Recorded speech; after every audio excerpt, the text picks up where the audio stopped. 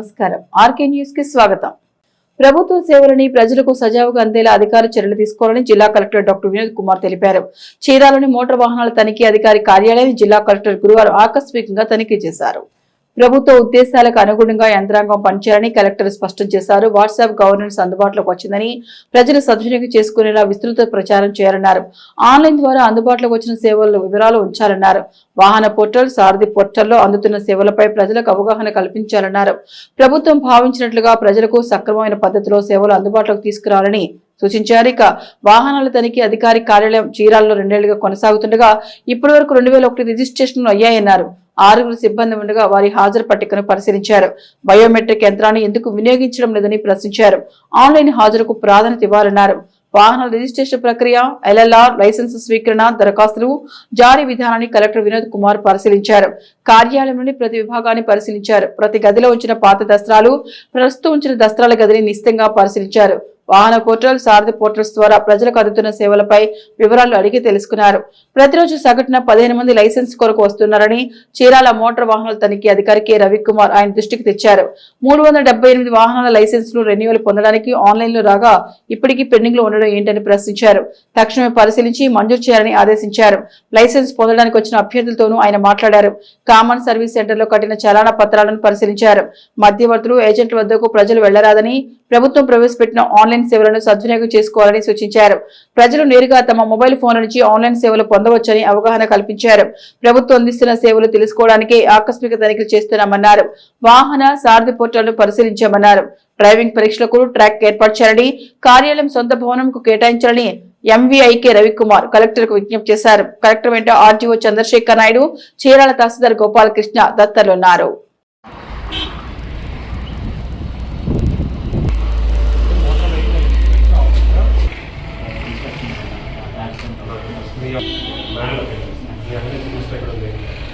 వీళ్ళందరూ రిసెప్షన్లో వచ్చిన వాళ్ళ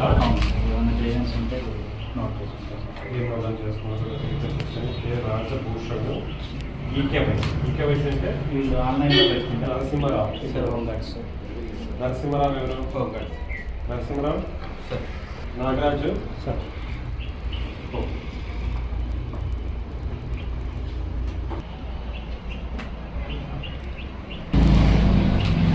ఏం చేస్తారు కలెక్షన్?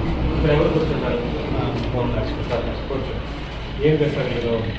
సార్, ఈకేవైసీకి వచ్చిన వాళ్ళు ప్రాబ్లం అదే registration, correction, register, driving licence correction, register ఏం చేస్తారు?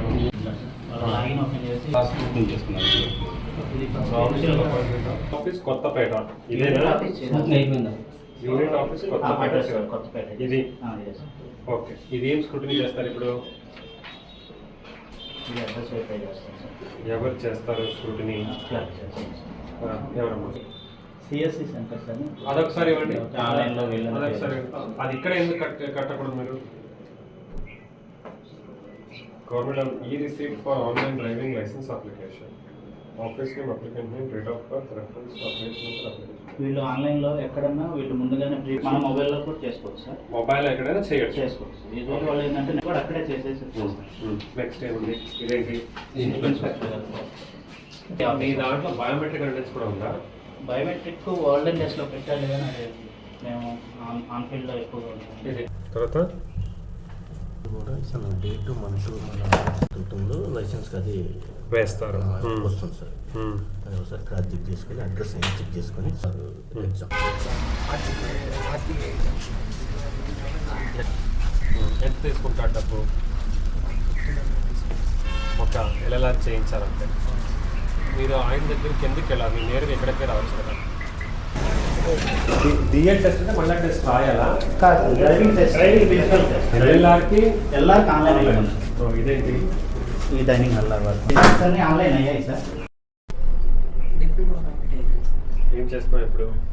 తిరుపతిలో లలిత జ్యువెలరీలో సేల్స్ మ్యాన్ సార్. తిరుపతి తీసుకునే వాళ్ళు కూడా ఉన్నారా? ఇదంతా ఇండియా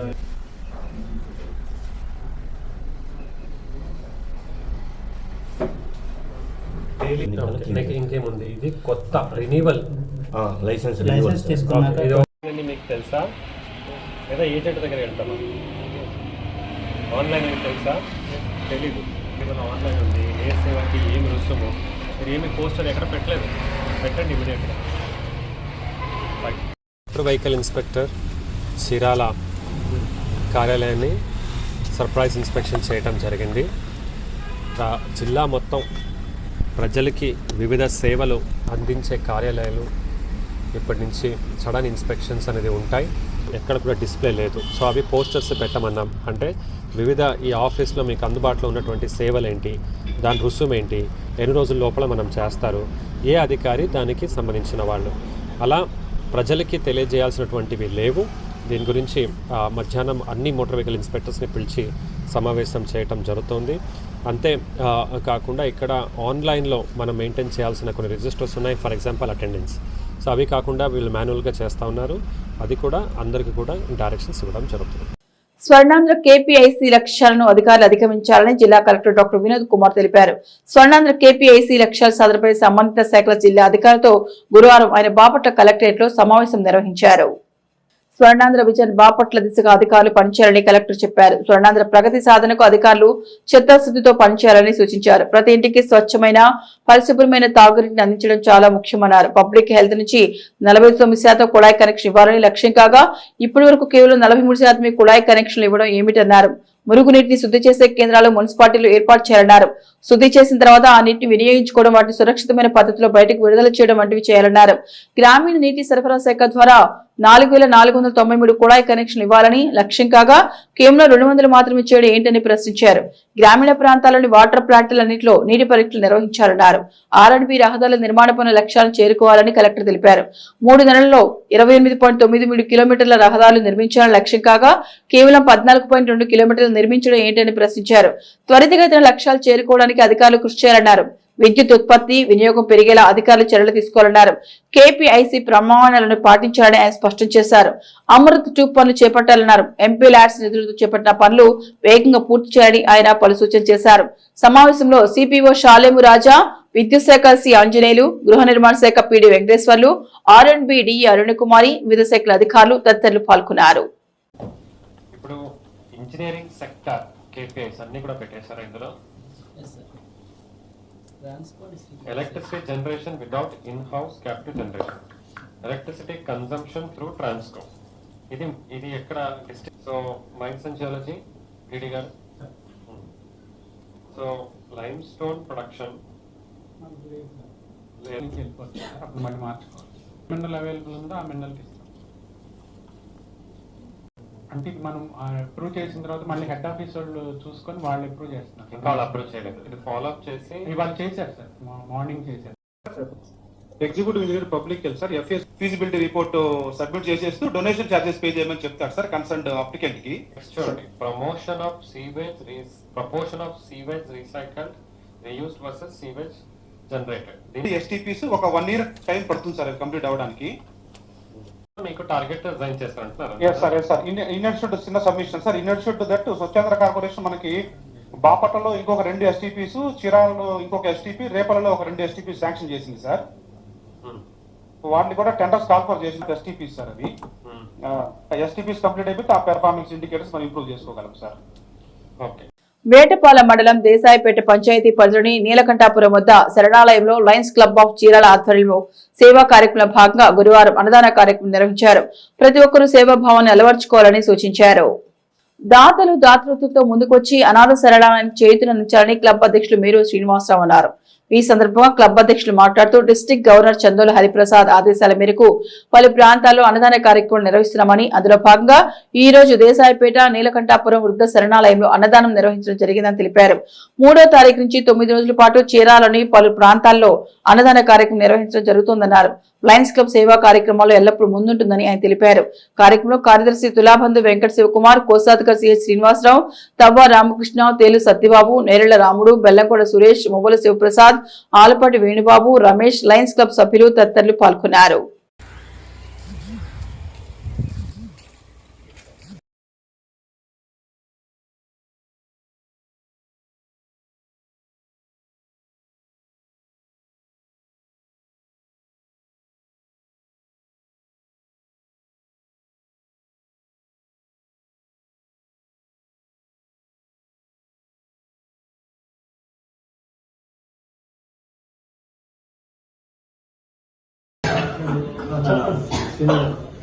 స్పీచ్ అండి అన్న ఓకే వాయిస్ సరే చూడండి. ఓకే. ఇదేదో అనుమానపడుతుంది సార్ అంటే ఆహా. అందరికీ నమస్కారం. మా లయన్స్ క్లబ్ ఇంటర్నేషనల్ వారి ఆదేశాల మేరకు మేము చీరాల లయన్స్ క్లబ్ తరపు నుంచి 3వ తారీఖు నుండి 11వ తారీఖు వరకు అన్నదాన కార్యక్రమాలు చేస్తూ ఉన్నాము. ఈ కార్యక్రమంలో భాగంగా ఈరోజు దేశాయపేటలోని అనాథ వృత్తుల శరణాలయంలో అంగర కార్యక్రమం నిర్వహిస్తూ ఉన్నాము. ఈ కార్యక్రమంకు ఈరోజు ఆర్థికంగా సహాయం అందిస్తున్న వారు చుండూరు శ్రీనివాసరావు గారు, మా లైవ్ మెంబరు, ట్రెజరీ ప్రస్తుతం.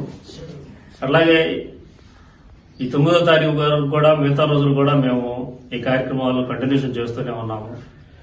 మా లయన్స్ క్లబ్ తరఫున సహకరిస్తున్న మా సభ్యులందరికీ కూడాను ఆర్థిక అభినందనలు తెలియజేసుకుంటున్నాం.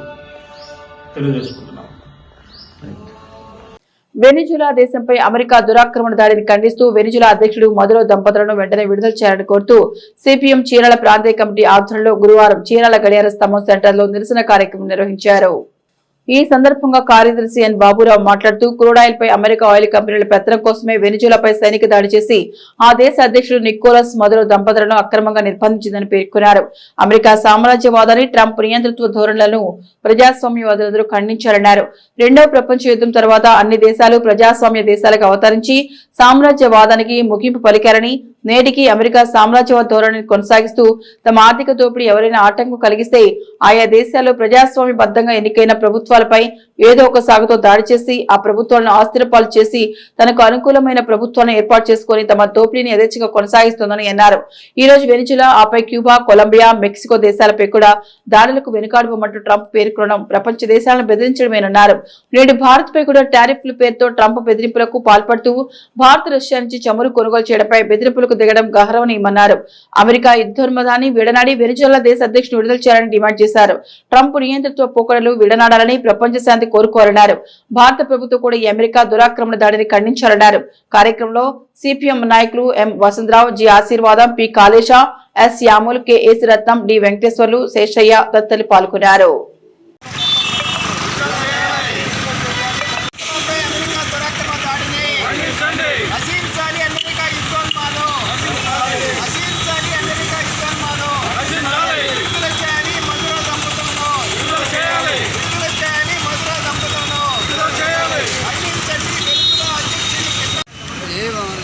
అమెరికా సామ్రాజ్యవాద ధోరణులకు వ్యతిరేకంగా వెనిజులా అధ్యక్షుడు కిడ్నాప్ చేసినందుకు వ్యతిరేకంగా సిపిఎం పార్టీ కార్యక్రమాన్ని పాటిస్తున్నాం.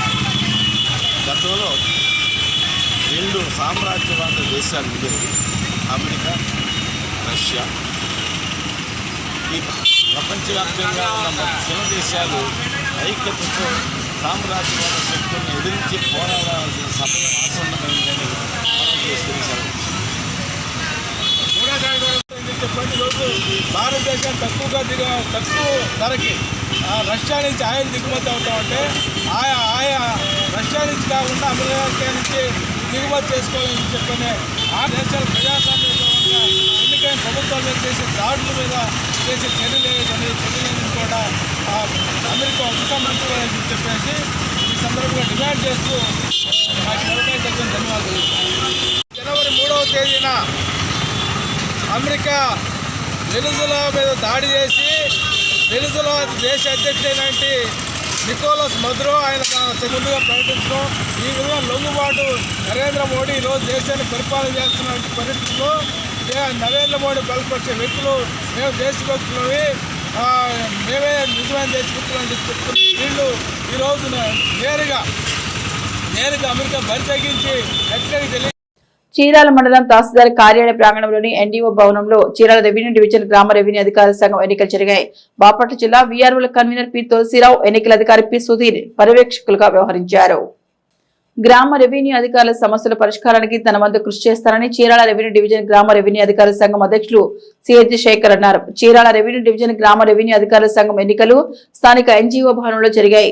బాపట్ల జిల్లా వీఆర్ఓల కన్వీనర్ పి తులసిరావు, ఎన్నికల అధికారి పి సుధీర్ ఆధ్వర్యంలో ఈ ఎన్నికలు నిర్వహించగా చీరాల డివిజన్ గ్రామ రెవెన్యూ అధికారుల సంఘానికి అధ్యక్షునిగా సిహెచ్ శేఖర్ ఏకగ్రీవంగా ఎన్నికయ్యారు. అసోసియేట్ ప్రెసిడెంట్ గా ఎన్వి రామారావు, ఉపాధ్యక్షులుగా కె మాణిక్యం, ఎన్ సురేష్, జనరల్ సెక్రటరీగా షేక్ రఫీ, జాయింట్ సెక్రటరీలు డి ప్రకాష్, రాధమ్మ, ఆర్గనైజేషన్ సెక్రటరీగా అశోక్, మహిళా సెక్రటరీగా జానకి, స్పోర్ట్స్ సెక్రటరీగా సదానందరావు, ట్రెజరర్ గా ఎస్ గోపాలకృష్ణలు ఎన్నికయ్యారు. నూతన కార్యవర్గ సభ్యులు చీరాల రెవెన్యూ డివిజన్ అధికారి చంద్రశేఖర్ నాయుడు, చీరాల మండల తహసీల్దార్ గోపీకృష్ణలను మర్యాదపూర్వకంగా కలిసి బొకే అందజేశారు. ఈ సందర్భంగా నూతన కార్యవర్గ సభ్యులను వారు అభినందించారు.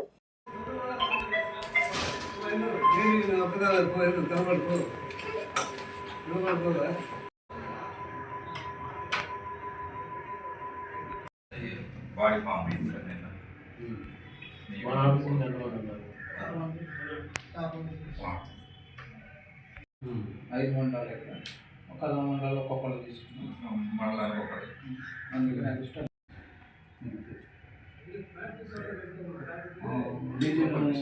ట్రెజరీగా గోపాలకృష్ణ. అతను ఒక తెలుగుదేశం పార్టీ వీరాభిమాని. పార్టీ అధికారంలోకి రావాలని ప్రతి ఏడాది వినూత్న రీతిలో దీక్ష చేపడతారు. సైకిల్ పై శబరిమలకు చేరుకునేందుకు దీక్ష పూనుతారు. ఈ క్రమంలో డిసెంబర్ 31న శబరిమలకు చేరుకునేందుకు ప్రారంభించిన సైకిల్ యాత్రలో భాగంగా గురువారం ఎరిమేలి చేరుకున్నారు.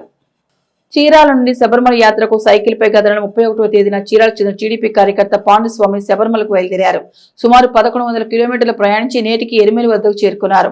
రాష్ట్రంలో మళ్లీ తెలుగుదేశం పార్టీ అధికారంలోకి రావాలని, ముఖ్యమంత్రి నారా చంద్రబాబు నాయుడు ముఖ్యమంత్రి కావాలని సంకల్పంతో గత 14 ఏళ్లుగా శబరిమలకు సైకిల్ యాత్ర కొనసాగిస్తున్నారు.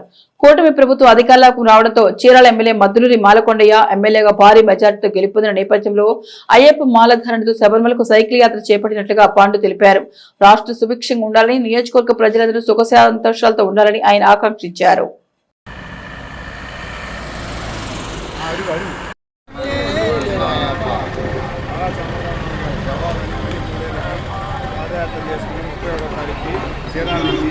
బయలుదేరి 31వ తారీఖు బయలుదేరి 9వ తారీఖు వచ్చాను ఎరిమేలికి. చంద్రబాబు సీఎం వాళ్ళు మాకు ఉన్నాయి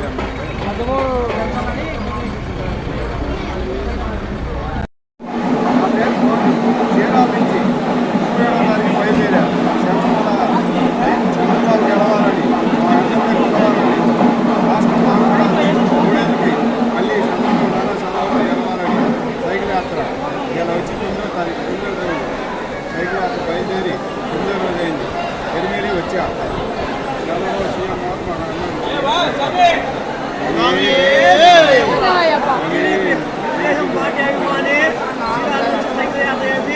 చేస్తున్నారు.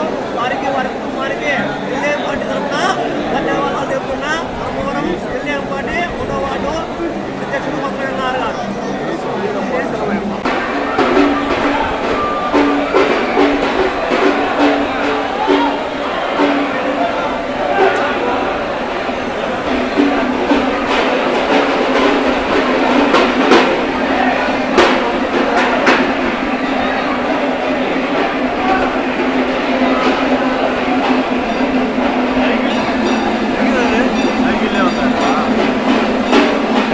తీసుకొస్తారంట.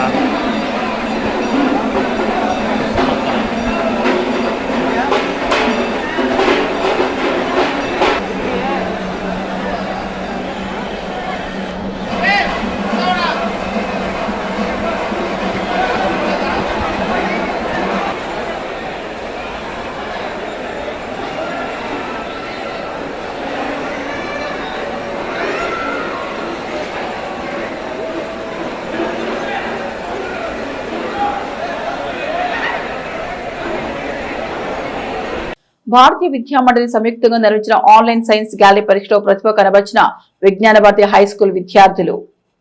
బాపట్ల జిల్లా చీరాలోని విజ్ఞాన భారతి ఉన్నత పాఠశాల విద్యార్థులు కేంద్ర ప్రభుత్వ సంస్థలైన ఎన్సీఆర్టీ, భారతీయ విద్యామండలి సంయుక్తంగా నిర్వహించిన ఆన్లైన్ సైన్స్ గ్యాలరీ పరీక్షలో ప్రతిభ కనబర్చారు. ఈ పరీక్షలో బాపట్ల జిల్లా తరపున విజ్ఞాన భారత పాఠశాలకు చెందిన సిద్ధ నాయక ప్రవీణ, సిద్ధ నిత్య ప్రసన్న ఎంపికయ్యారని విద్యార్థుల విజయంపై పాఠశాల యాజమాన్యం, ఉపాధ్యాయులు అభినందనలు తెలిపారు. భవిష్యత్తులో మరింత ఉన్నత స్థాయికి చేరుకోవాలని ఆకాంక్షించారు.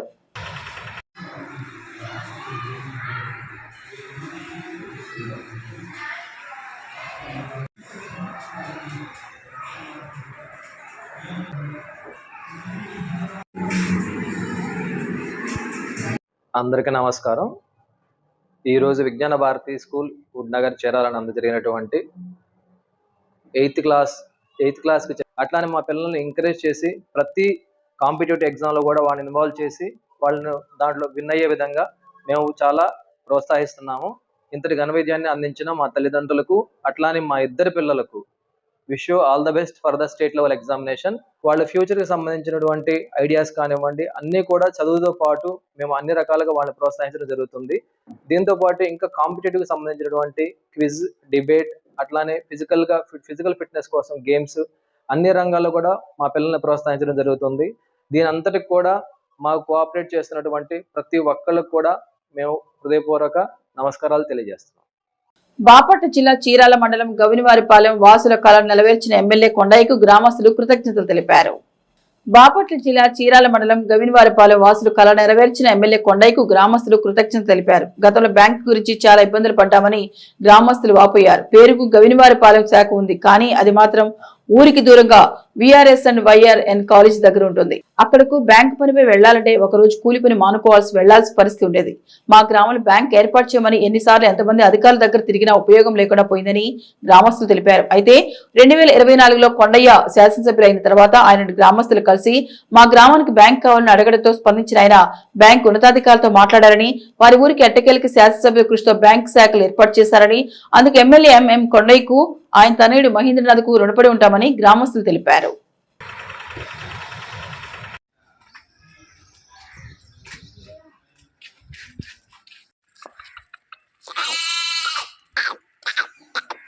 నా పేరు దబ్బగుడి వెంకట సుబ్బయ్య. మాది గవినివారిపాలెం, చీరాల నియోజకవర్గం, బాపట్ల జిల్లా. మేము గతంలో ఈ బ్యాంకు గురించి చాలా ఇబ్బందులు పడ్డాం. అంటే గతంలో మాకు గవినివారిపాలెం శాఖ ఉంది, కానీ గతంలో ఎడ్యుకేటర్స్ లేరు, ఆదాయం తక్కువ అని చెప్పని తీసుకెళ్లి విఆర్ఎస్ కాలేజ్ దగ్గర ఆ బ్రాంచ్ తీసుకెళ్ళి అక్కడ పెట్టారు. మా గవినివారిపాలెం నుంచి డైలీ ఆంధ్ర బ్యాంక్ అక్కడికి వెళ్ళాలంటే చాలా ఇబ్బంది పడతారు. లేడీస్ కానీ జెంట్స్ కానీ కొంతమంది బళ్ళు ఉండి బళ్ళు లేక చాలా బ్యాంక్కి వెళ్ళి ఉదయాన్నే 9ంటికి వెళ్ళామంటే సాయంత్రం 5 అవ్వచ్చు, 6 అవ్వచ్చు. ఒక రోజల్లా పని మానుకుని మేము బ్యాంక్ కాడికి వెళ్ళి రావాలి. అలాంటిది ఎన్నో ఏళ్ళ నుంచి అట్లా జరుగుతూ ఉంది.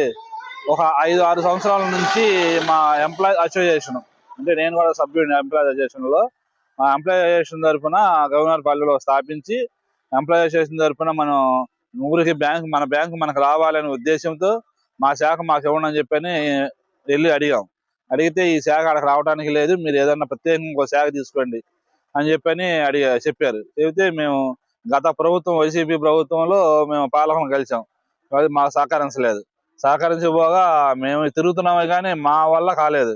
మా ఎంప్లాయీ అసోసియేషన్ తరఫున మేము తిరుగుతున్నాము, ఒంగోలు రీజనల్ మీద వెళ్తున్నాం, విజయవాడ హెడ్ ఆఫీస్కి వెళ్తున్నాం, కానీ మా వల్ల కావట్లేదు.